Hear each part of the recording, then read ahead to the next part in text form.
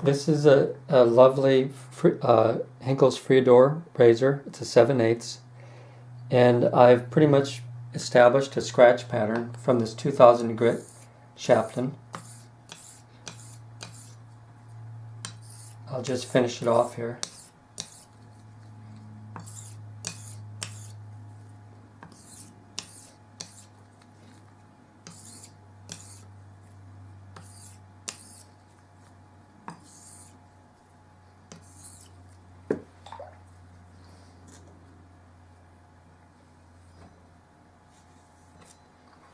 And we can view it in my microscope.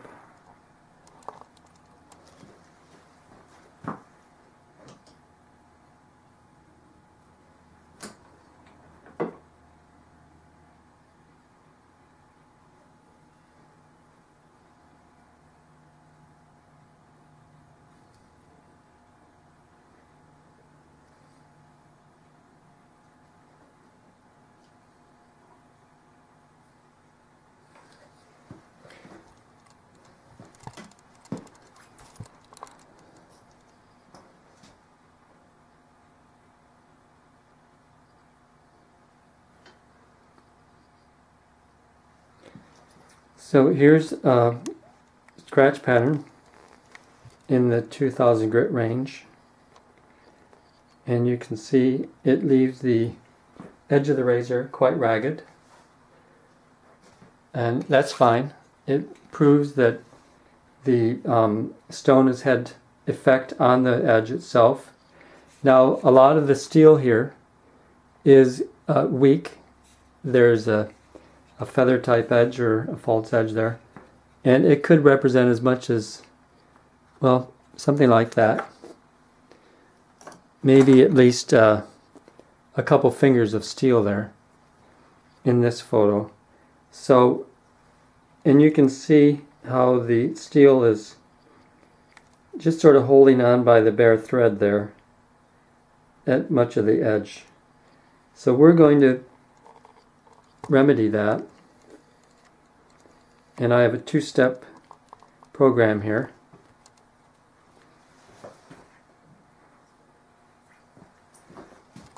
We got the razor in hand, and I got my salsa jar here, and we're basically going to just flatten that edge on the jar. You don't need a lot of pressure, and you don't need to overdo the procedure here. And what we're going to end up with is a flatter bevel or a flatter edge that has stronger steel exposed, so that we can build our edge off of that, on top of that stronger steel, rather than on dubious steel. Okay, here's the edge. It's pretty interesting. This is at 300 power, and I'm going to focus in here better.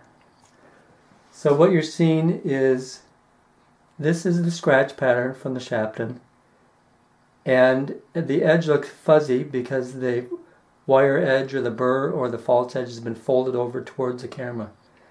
I'll back off on the focusing, and that wire edge itself comes into focus.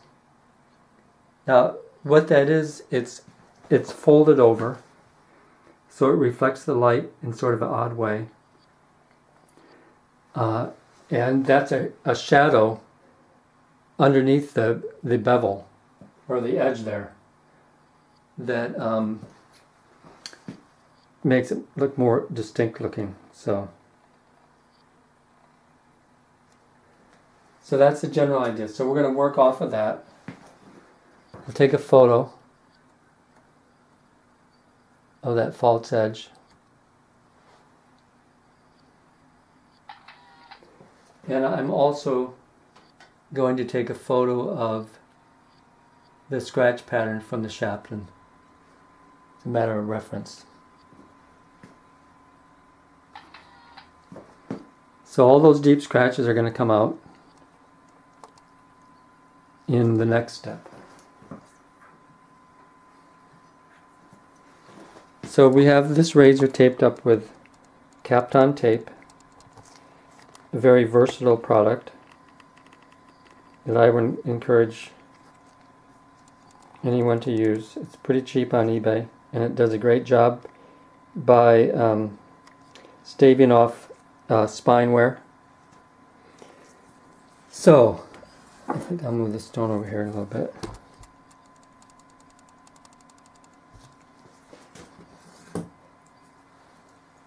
This is an asagi stone. It has a nice full kawa on the back from the Okudo mine. And I have a worn out Atoma plate to raise a slurry. We're going to start with a diamond plate slurry, and we'll finish with a slurry made from a tomonagura.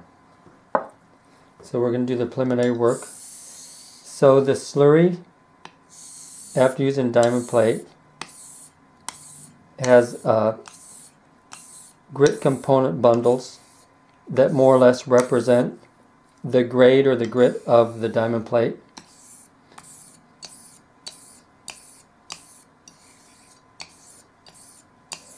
Meaning if you have a number 100 diamond plate, the grit is going to be coarser than if you had used a 400 or 600. So it's a little bit faster cutting. And the tomonagura is going to provide a even finer grade grit because of the friction between the two stones encourages the breakdown of the grit bundles into more like individual grit pieces. Maybe not one-to-one grit pieces, but a finer slurry component than from the diamond plate.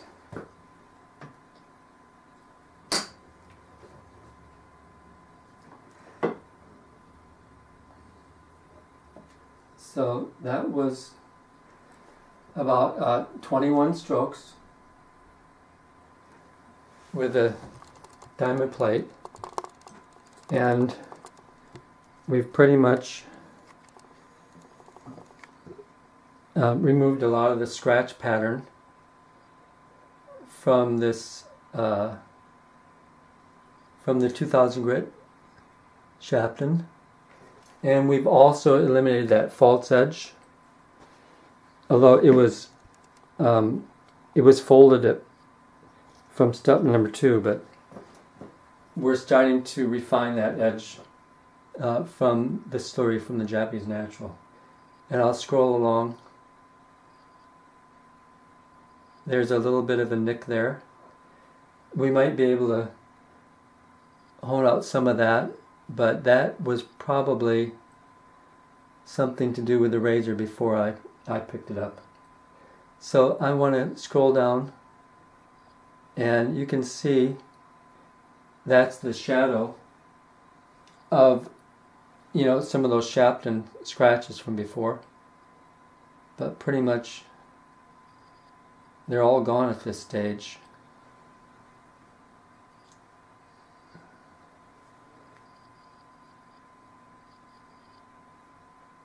So we're going to take this edge and we're going to refine it just a little bit more on the Okudo.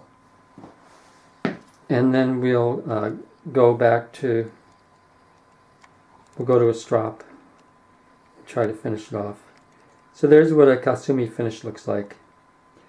It's made up of thousands of grit particles all touching the stone, or touching the blade, and they're free-flowing on the surface of the stone, so they don't leave totally long individual scratches.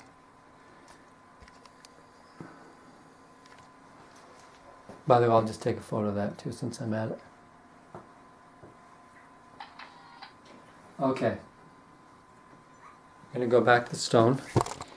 And now what we're going to do is we're going to create another slurry component. using the tomonagura. And I'll just wipe off some of that slurry from the diamond plate. Okay, so this is a tomonagura. It's a similar piece of stone in hardness that encourages the base stone to provide some slurry, and the tomo itself provides some slurry.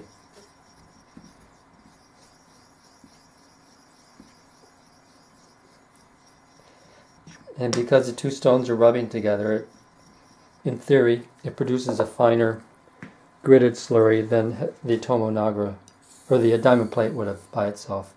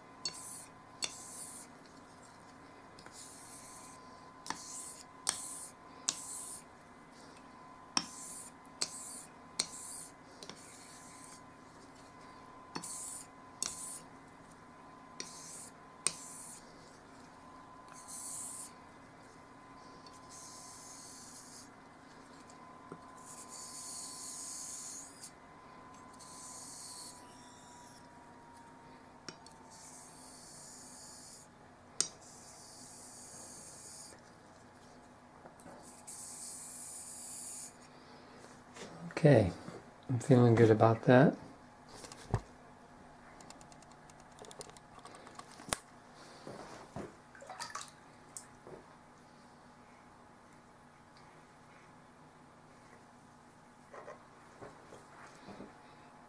And we'll see how it looks up close.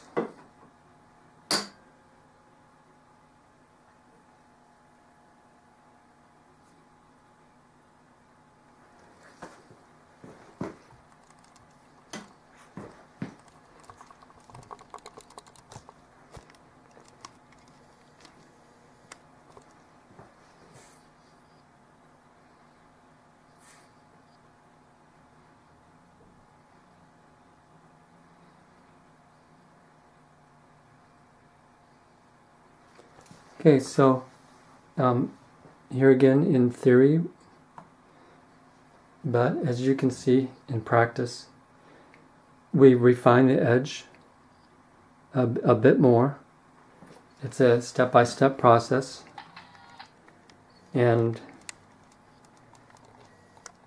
we've ended up with pretty much a full kasumi finish. And I predict this will be like that all the way down to the base of the bevel. So beyond this line here, the blade is polished and has, it could be like the razor's logo on it or whatever, the belly of the blade. But right now, we're really only concerned about the edge, and I think that edge looks nice and neat. So the next thing we would do would be to do a stropping and try to refine the edge a little bit more, like a barber would.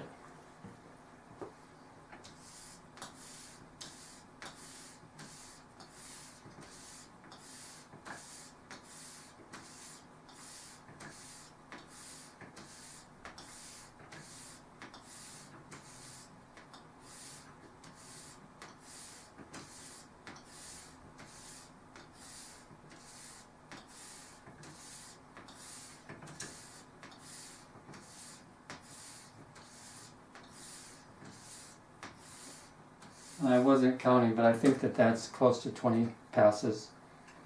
A few more passes can make a difference on a razor's edge. Oh, I'll take a... I mean, some fellows strop 50 to 150 passes, and each pass can help. But I'm trying to illustrate how few passes on the stone and the razor are required as an exercise to show how efficient these stones can be, especially this stone itself. So there's our razor, and you can see the edge itself has brightened up. It's reflecting light at the edge. It's a little bit brighter. The scratches have been minimized, and the area between the scratches has been flattened out a little bit with a strop. It's just physics that happens. And I will zoom in. So we have quite a nice looking, really straight edge now. And that this screen here is about 200 microns wide. So this scratch pattern is really quite fine. So the next thing we're going to try is HHT. See what kind of results we can get from this edge. And I do have some hair set up here.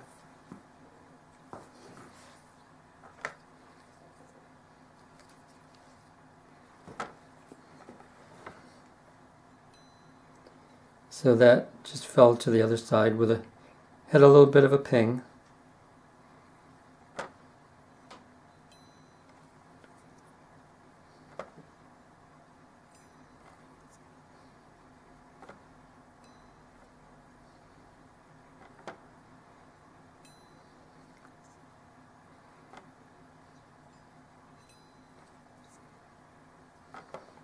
This, I can tell you, would be a good shaver. I think maybe I can increase the keenness here, just doing a few strokes, palm honing strokes.